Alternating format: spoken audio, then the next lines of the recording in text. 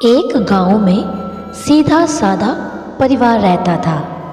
जगदेव, उसकी पत्नी वो 2 लड़के।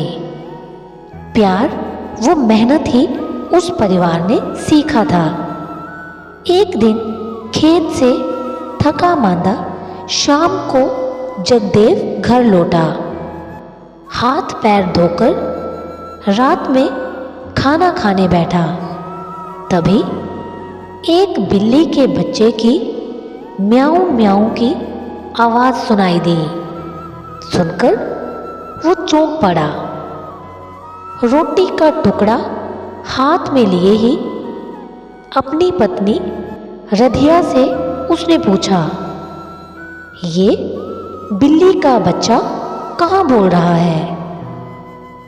आज सवेरे एक बिल्ली अपने 3 बच्चों को बारी बारी से मुंह में दबाकर घर में लाई थी। 2 बच्चों को तो वो लेकर चली गई। ना जाने क्यों एक बच्चा यहीं छोड़ गई। दोपहर तक तो मैं इंतज़ार करती रही, लेकिन बिल्ली नहीं आई।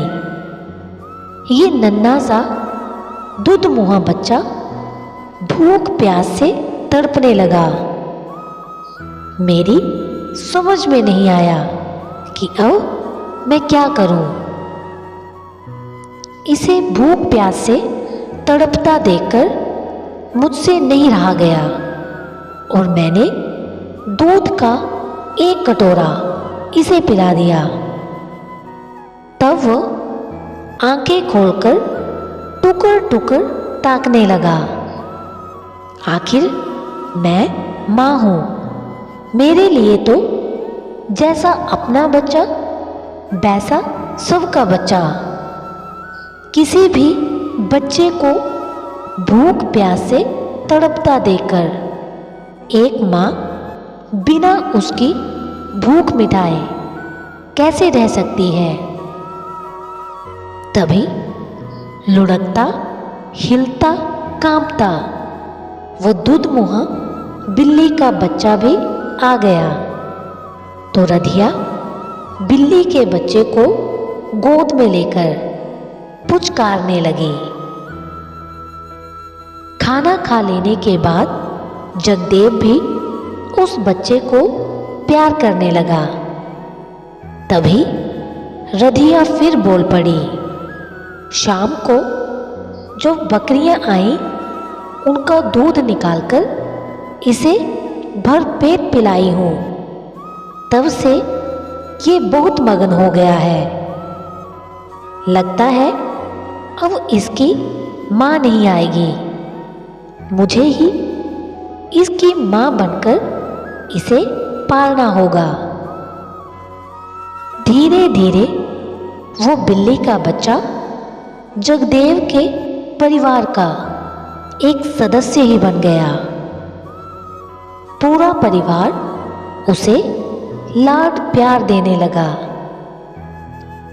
उसका नाम छोटू रख दिया गया।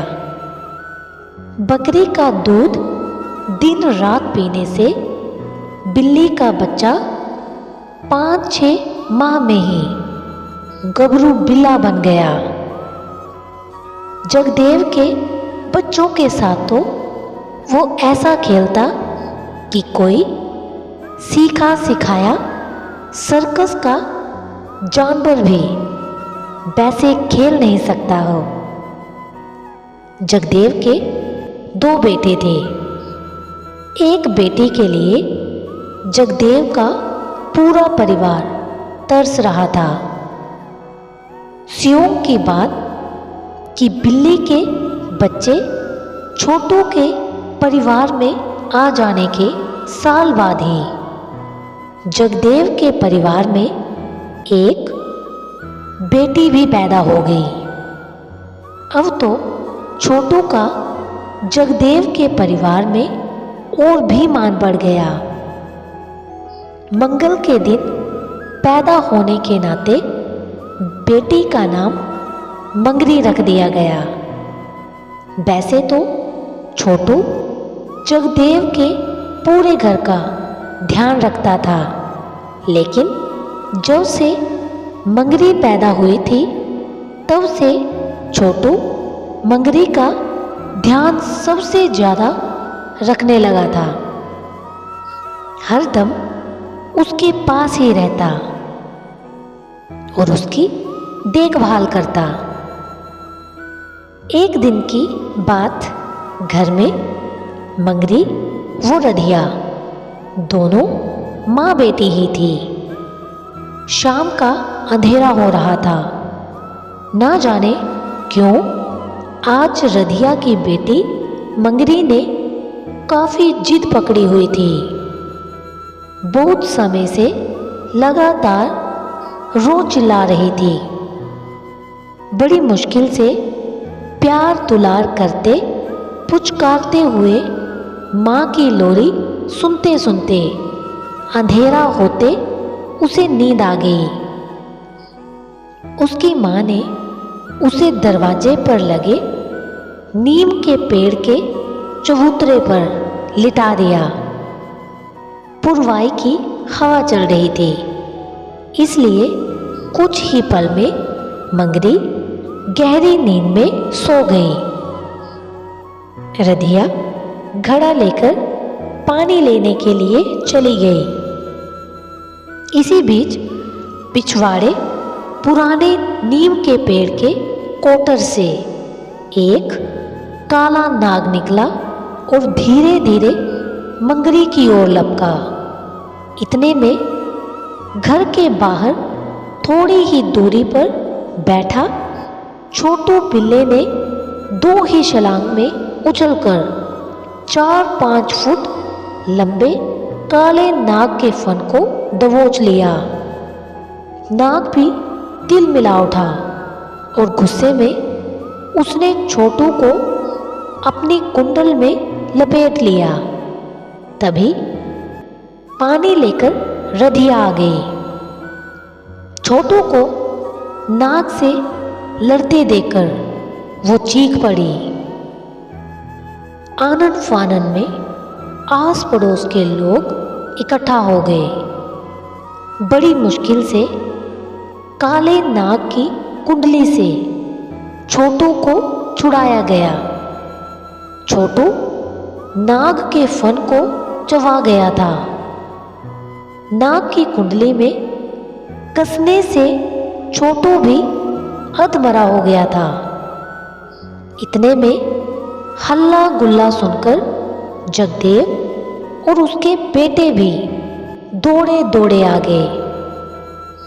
पूरा दृश्य देखकर सभी लोग दंग रह गए। तभी जगदेव छोटू को गोद में लेकर बोल पड़ा,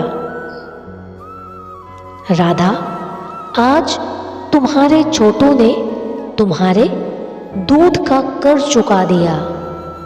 छोटू ने अपनी जान पर खेलकर तुम्हारी बेटी को बचा लिया, वरना ये नाग आज इसको डस लिया होता। छोटू के त्याग को देखकर रधिया की आंखों से तो अश्रु धारा बह चली। जल्दी जल्दी छोटू को कुछ दवा के साथ भरा कटोरा दूध पिलाया गया तो उसकी आंखें खुली। तमाम भीड़ इकट्ठा हो गई थी। सभी लोग कहने लगे कि सचमुच जानवर अपने साथ किए गए उपकार को जरूर चुका देता है। दोस्तों, अगर एक आत्मा का मतलब है प्रेम, वफादारी और कृतज्ञता महसूस करने में सक्षम होना, तो जानवर मनुष्यों से ज़्यादा बेहतर है।